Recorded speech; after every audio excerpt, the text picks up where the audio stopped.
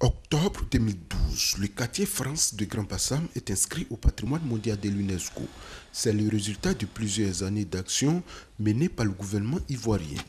Désormais patrimoine de l'UNESCO, le challenge aujourd'hui est de faire en sorte que ce statut ne se perde pas.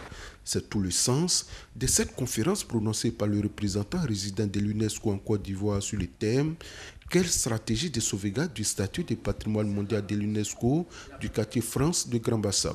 Le label que l'UNESCO octroie pour classer un site sur la liste du patrimoine mondial n'est pas un label qui s'obtient pour de bon.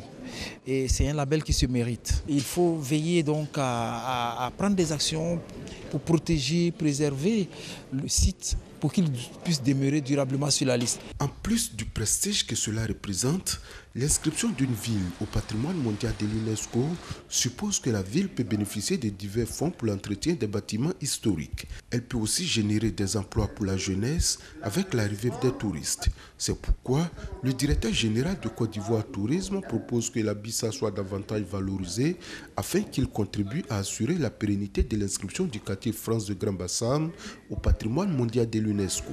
On peut valoriser à travers plusieurs activités.